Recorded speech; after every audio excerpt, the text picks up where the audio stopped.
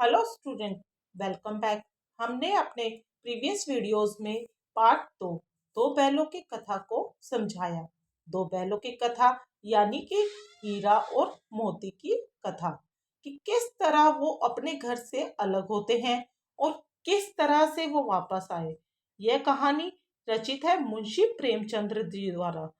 तो कहानी से हमें बहुत चीजें सीखने को मिली है कि किस तरह से हम अगर अपने घर से अलग हो जाएं तो हमें किस तरीके से मुश्किलों का सामना करना पड़ता है। और ये कहानी हमें बहुत हद तक हमारे देश की आज़ादी की लड़ाई, स्वतंत्रता सेनानी, क्रांतिकारियों की ओर हमें बताती है कि हीरा और मोती एक क्रांतिकारी की तरह प्रतीत हो रहे थे, जिन्होंने दीवार गिराकर स्वयं भागने की बजाय दुर्बल जानवरों को भगाना सही समझा।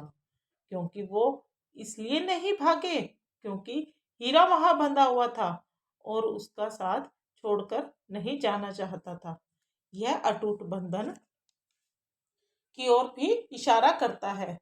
बहुत सारी चीजें जो हमने नहीं बताई गई है, लेकिन हम समझ सकते हैं उन चीजों को। तो चलिए अब हम देखते हैं जो बुक में हमारे सामने प्रश्न उत्तर दिए गए हैं उन्हें हम कैसे सॉल्व करेंगे। तो चलिए प्रश्न उत्तर। प्रश्न नंबर 1, खोज हादसे में कैद पशुओं की हाजिरी क्यों ली जाती होगी? उत्तर, कांजी हाउस में कैद पशुओं की हाजिरी इसलिए ली जाती होगी ताकि कैद पशुओं की संख्या का पता चल सके और पता लगाया जा सके कि उनमें से कोई भाग या मर तो नहीं गया। मतलब कांजी हाउस का मतलब जहाँ पर आवारा सड़कों पर घूमने वाले जिनका कोई मालिक नहीं होता वो पशु, उनको वहां पर रखा जाता है ताकि उनकी वहां पर केयर हो सके और उनको वहां पर अच्छा खाना मिल सके। और उनकी हाजिरी इसलिए ली जाती है ताकि कोई वहां से आवारा पशु पशु भाग ना जाए। प्रश्न 2, छोटी बच्ची को बैलों के प्रति प्रेम क्यों उमड़ आया? उत्तर, छोटी बच्ची की माँ मर चुकी थी। वह माँ के बिछुड़ने का दर्द जानती थी, इसलिए जब उसने हीरा मोती की व्यथा देखी तो उसके मन में उनके प्रति प्रेम उमड़ आया। उसे लगा कि वे भी उसी की तरह अभागे हैं और अपने मालिक से दूर है। जो छोटी बच्ची थी वो झूरी की लड़की थी, उसकी माँ मर चुकी थी और उसकी सौतेली माँ उसे बहुत मारती थी, बहुत सताती थी। और यही हाल हीरा मोती का था। हीरा मोती गया के पास गए, वहां पर बहुत प्रताड़ित हुए और ये सब उनसे सहन नहीं होता था। ये सब देखकर उन्हें ये लगता था कि छोटी बच्ची की हालत हमारी जैसी ही है। प्रश्न 3, कहानी में बैलों के माध्यम से कौन कौन से नीति विषयक मूल्य उभर कर आए हैं? कहानी उत्तर, इस कहानी के माध्यम से निम्नलिखित नीति विषयक मूल्य उभर कर सामने आए हैं। नंबर 1, उन्हें हमने पॉइंट्स के जरिए इस उत्तर में प्रस्तुत किया है।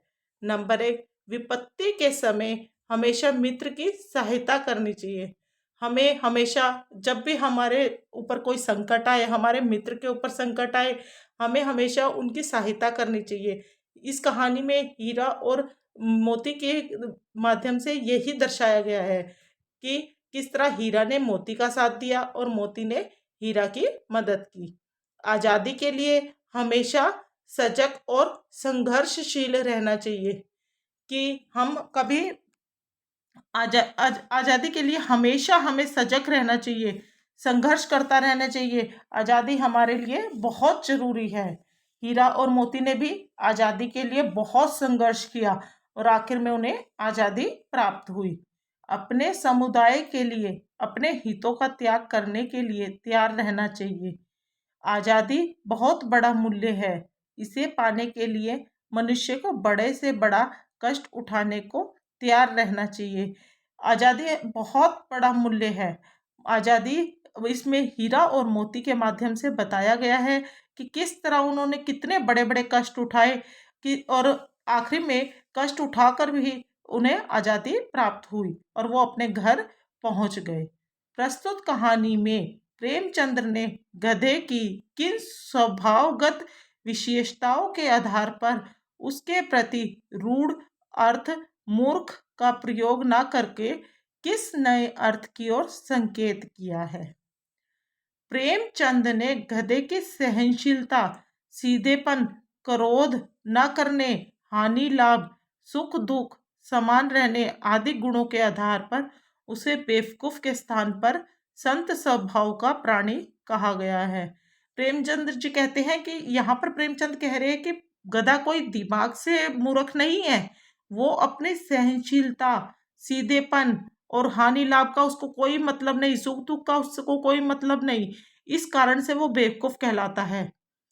जो बहुत अधिक सीधेपन के कारण समान के पत्र नहीं समझा जाता, जो अपने स्वभाव के कारण, सीधेपन के कारण समान के पत्र नहीं समझा जाता, यानी सम्मान के बराबर नहीं समझा जाता, उसको हम गंदी दृष्टि से देखते हैं कि ये तो बेवकूफ है, ये पागल है। नंबर 5, किन घटनाओं से पता चलता है कि हीरा और मोती में गहरी दोस्ती थी। हीरा और मोती दोनों बैलों में गहरी दोस्ती थी। कहानी के कुछ प्रसंगों के माध्यम से यह बात स्पष्ट होती है। हमारे मुंशी प्रेमचंद्र द्वारा रचित दो बैलों की कथा में हीरा और मोती की कई ऐसे प्रसंग है जिसमें उनकी गहरी दोस्ती दर्शाई गई है, उसे हम पॉइंट्स में दर्शाएंगे। इसके अलावा और भी पॉइंट्स हैं, आपको जो पसंद है आप वो लिखिएगा। दोनों एक दूसरे को चाटकर और सूंघकर अपना प्रेम प्रकट करते थे। हीरा और मोती एक दूसरे को चाटते थे, सूंघते थे, फिर हम अपना प्रेम प्रकट करते थे। जब ये दोनों बैल हल या गाड़ी में जोत दिए जाते थे तो दोनों ज्यादा से ज्यादा बोझ स्वयं झेलकर दूसरे को कम बोझ देने की चेष्टा करते थे। ये पॉइंट भी उनकी दोस्ती को दर्शाता है कि वो ये चाहते थे कि मेरे दोस्त को ज़्यादा वजन ना उठाना पड़े, मैं ही सारा वजन उठा लूं। नाद में खली भूसा पड़ जाने के बाद दोनों साथ ही नाद में मुंह डालते और साथ ही बैठते थे। एक के मुंह हटा लेने पर दूसरा भी हटा लेता था। नाद में खली भूसा जब डाल देते थे खाने के लिए तो वो चाहते थे कि हम दोनों एक साथ ही खाएं, एक साथ ही वो बैठते थे, एक साथ ही खाते थे। और जब एक जना मुंह हटा लेता था खाने से तो दूसरा भी हटा लेता था, ताकि हम बराबर खाएं और बराबर ही रहें। जब कुछ लोगों ने खेतों से पकड़कर ले जाने के लिए दोनों को घेर लिया तब हीरा निकल गया, परंतु मोती के पकड़े जाने पर वह भी बंधक बनने के लिए स्वयं ही लौट आया। मटर के खेत में उन्होंने खूब मस्ती की और फिर लोगों द्वारा वो दोनों पकड़ लिए गए। हीरा खेत के किनारे पे खड़ा था और वो भाग गया, पर मोती खेत के बीच में था, पैर उसके कीचड़ में धंसे हुए थे, तो जिस कारण वो पकड़ा गया। मोती को पकड़े हुए देखकर हीरा को बड़ा दुख हुआ और वो भी वापस आ गया और बंधक बन गया। कांजी हाउस में की दीवार के टूटने पर जब हीरा ने भागने से मना कर दिया तो अवसर होने के बावजूद भी मोती उसे छोड़कर नहीं भागा। कांजी हाउस में दीवार जब टूट गई थी उन्होंने सब पशुओं को वहां से भगा दिया, पर हीरा और मोती वहीं पे रहे, क्योंकि यहाँ पर हीरा मुसीबत में था और मोती ने उसका साथ दिया। पहले मोती मुसीबत में था और हीरा ने उसका साथ दिया, तो यहाँ पर उनकी गहरी दोस्ती दर्शाई गई है। नंबर 6, लेकिन औरत जात पर सींग चलाना मना है, यह भूल जाते हो। हीरा के इस कथन के माध्यम से स्त्री के प्रति प्रेमचंद्र के दृष्टिकोण को स्पष्ट कीजिए। हीरा के इस कथन से यह ज्ञात होता है कि समाज में स्त्रियों के साथ दुर्व्यवहार किया जाता था। हीरा ने जब ये कहा कि स्त्रियों पर सींग चलाना मना है, तो इससे यह प्रतीत होता है कि समाज में स्त्रियों के साथ बहुत बुरा व्यवहार किया जाता था, उन्हें शारीरिक प्रताड़नाएं दी जाती थी, उन्हें समाज में उच्च नहीं माना जाता था। इसलिए समाज में ये नियम बनाए गए थे कि उन्हें पुरुष समाज शारीरिक दंड ना दे। हीरा और मोती भले ही इंसानों के प्रतीक हैं, इसलिए उनके कथन सभ्य समाज पर लागू होते हैं, पर उनका स्वभाव बहुत अच्छा था, वो सभ्य समाज पर लागू होते हैं। असभ्य समाज में स्त्रियों की प्रताड़ना होती थी। असभ्य समाज में तो स्त्रियों को प्रताड़ित किया जाता था, पर सभ्य समाज में स्त्रियों का मान सम्मान किया जाता था, उन्हें शारीरिक दंड नहीं दिया जाता था। किसान जीवन वाले समाज में पशु और मनुष्य के आपसी संबंधों को कहानी में किस तरह व्यक्त किया गया है?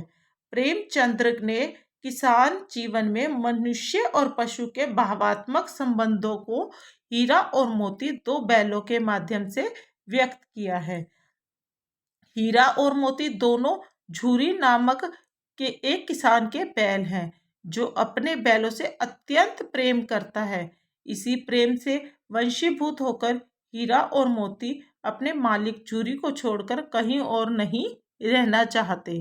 इससे यह स्पष्ट है कि पशु भी स्नेह का भूखा होता है। इसमें यह बताया गया है कि प्रेमचंद्र ने अपने इस कथा में यह बताया गया कि झूरी के पास जो दो बैल थे, उनका बैलों का और झूरी का आपस में कितना प्रेम था, कितना आपस में लगाव था कि वो दोनों एक दूसरे के बिना रह ही नहीं सकते थे। ना झूरी बैलों को छोड़ सकता था, ना बैल झूरी को छोड़ सकते थे। इससे यही प्रतीत होता है कि समाज में पशु और मनुष्यों का भी आपस में गहरा प्रेम हो सकता है। प्रेम पाने से वे भी प्रेम व्यक्त करते हैं। अगर हम पशुओं को प्रेम देंगे तो वो भी हमें प्रेम ही देते हैं, और क्रोध तथा अपमान पाकर वे भी असंतोष व्यक्त करते हैं। अगर हम पशुओं को मारेंगे, पीटेंगे, अपमानित करेंगे तो वो भी हम पे उसी तरह ही असंतोष व्यक्त करते हैं। इतना तो हो ही गया है कि 9-10 प्राणियों की जान बच गई, वे सब तो आशीर्वाद देंगे। मोती के इस कथन के आलोक में उसकी विशेषताएं बताइए। मोती के इस कथन से उसकी निम्नलिखित विशेषताएं उभर कर सामने आती हैं। वह आशावादी है, क्योंकि उसे अभी भी यह विश्वास है कि वह इस कैद से मुक्त हो सकता है। मोती हमेशा ही आशा रखता था कि हम किसी भी मुसीबत में होंगे तो भगवान उसे किसी ना किसी तरह उन्हें बचा लेगा। वह स्वार्थी नहीं है। स्वयं भागने की बजाय उसने अन्य सभी जानवरों को सबसे पहले भागने का मौका दिया। वह मोती स्वार्थी नहीं था। उसने दीवार टूटने के बाद कांजी हाउस के सभी जानवरों को बाहर निकाला, पर स्वयं बाहर नहीं निकला, क्योंकि उसका दोस्त वहां पर हीरा वहां पर बंधा हुआ था। इससे उसके स्वार्थी होने का नहीं पता चलता। नंबर 9, आशय स्पष्ट कीजिए। अवश्य ही उनमें कोई ऐसी गुप्त शक्ति थी जिससे जीवों में श्रेष्ठता का दावा करने वाला मनुष्य वंचित है। हीरा और मोती बिना कोई वचन कहे एक दूसरे के मन की बात समझ जाते थे। हीरा और मोतियन बिना कुछ कहे एक दूसरे की शक्ल देखते थे और उनकी बात, मन की बात आपस में समझ जाते थे। प्राय वे एक दूसरे से स्नेह की बातें सोचते थे। यद्यपि मनुष्य स्वयं को सब प्राणियों से श्रेष्ठ मानता है, किंतु उसमें यह शक्ति नहीं है। आज के टाइम पे मनुष्य अपने आप को सभी प्राणियों से श्रेष्ठ मानता है, पर उसमें इस तरह की शक्ति नहीं है कि वो एक दूसरे की बातों को समझ जाए। पर हीरा और मोती में, जानवरों में यह शक्ति होती है। उस एक रोटी से उनकी भूख तो क्या शांत होती, पर दोनों के हृदय को मानो भोजन मिल गया। हीरा और मोती गया के घर में बंधे हुए थे। गया ने उनके साथ अपमानपूर्ण व्यवहार किया था, इसलिए वे शुद्ध थे। झूरी ने जब हीरा और मोती को गया के घर भेज दिया था तो गया ने उनको बांध दिया था। गया ने उनके साथ बहुत बुरा व्यवहार किया, उनको मारा, उनको बांधा, उनको सूखा घास दिया खाने को, जिससे वो क्रोधित हो गए थे। परंतु तभी एक नन्ही लड़की ने आकर उन्हें एक रोटी ला दी। नन्ही लड़की कौन थी? झूरी की बेटी। उस रोटी से उसका पेट तो नहीं भरा, उन एक एक रोटी से उन दोनों का पेट तो नहीं भरा, परंतु उसे खाकर उनका हृदय जरूर तृप्त हो गया।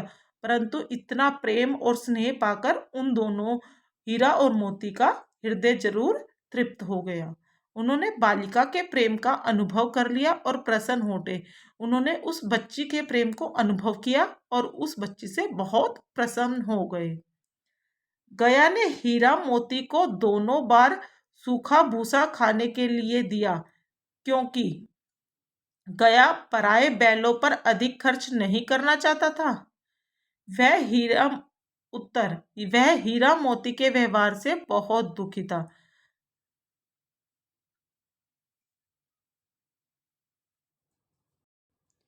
गरीबी के कारण खली आदि खरीदना उसके बस की बात ना थी। वह हीरा मोती के व्यवहार से बहुत दुखी था।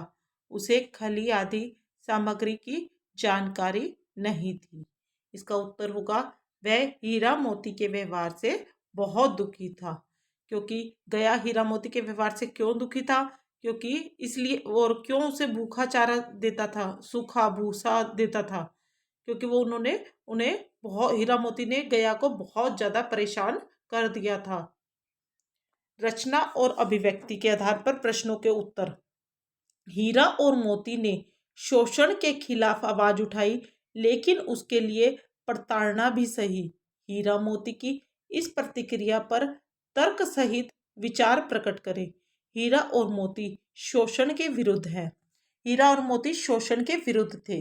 वो चाहते थे कि राम से रहो और कोई प्रताड़ना ना सहनी पड़े, हर शोषण के विरुद्ध आवाज उठाते रहे। वो इस कहानी में हर शोषण के विरुद्ध आवाज उठाई। उन्होंने झूरी के साले गया का विरोध किया और सूखी रोटियां और डंडे खाए।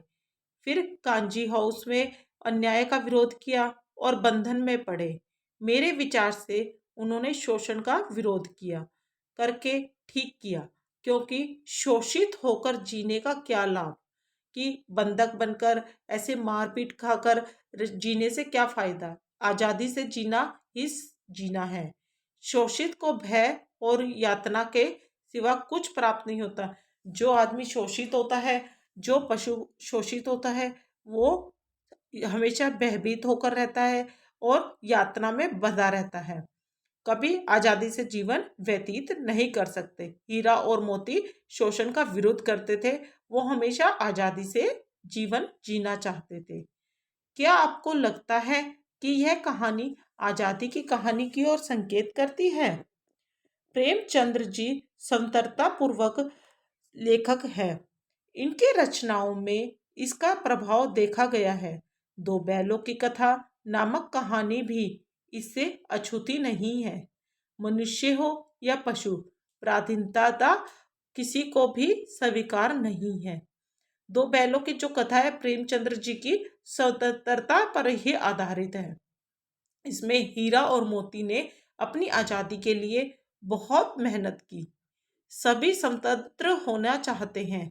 प्रस्तुत कहानी की कथा वस्तु भी इन्हीं मनोविचार पर आधारित है। प्रेमचंद्र ने अंग्रेजों द्वारा भारतीयों पर किए गए अत्याचारों को मनुष्य तथा पशु के माध्यम से व्यक्त किया है। प्रेमचंद्र जी ने इस कहानी में भारतीयों के ऊपर अंग्रेजों ने जो अत्याचार किए थे आजादी से पहले, उसे मनुष्य और पशुओं के द्वारा इस कहानी में अच्छे से खुलकर व्यक्त किया है। इस कहानी में उन्होंने यह भी कहा है कि आजादी सहज ही नहीं मिलती, इसके लिए निरंतर संघर्ष करना पड़ता है। कि हमें स्वतंत्रता आसानी से नहीं मिलती, इसके लिए हमें बहुत मेहनत करनी पड़ती है।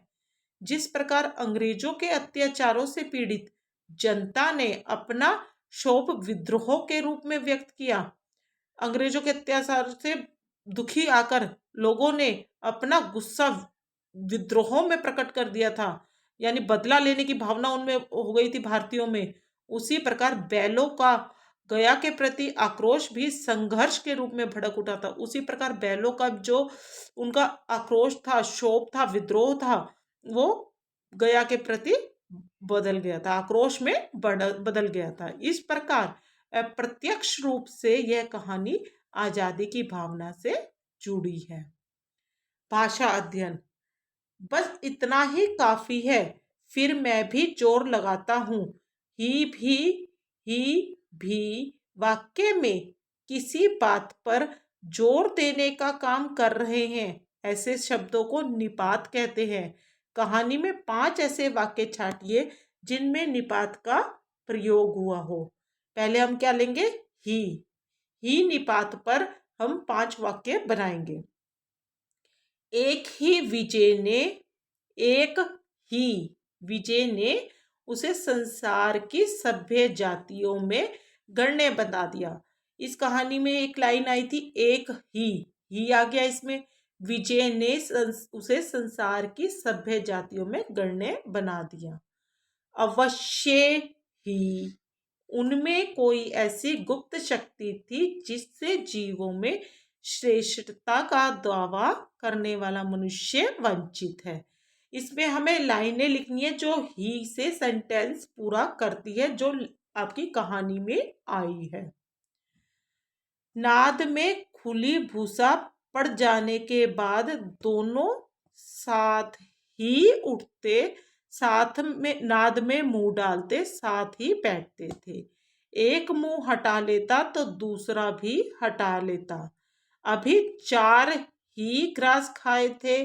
2 आदमी लाठियां लिए दौड़ पड़े और दोनों मित्रों को घेर लिया। इसमें पाठ में और भी ऐसे सेंटेंस होंगे जिन्हें आप लिख सकते हैं।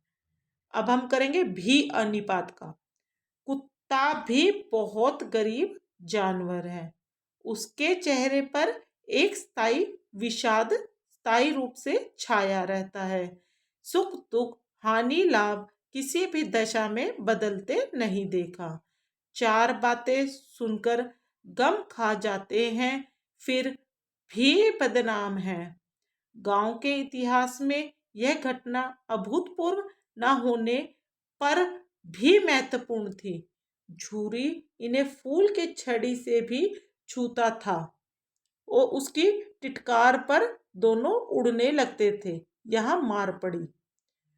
रचना के आधार पर वाक्य के भेद बताए तथा उपवाक्य छांटकर उसके भी भेद लिखे।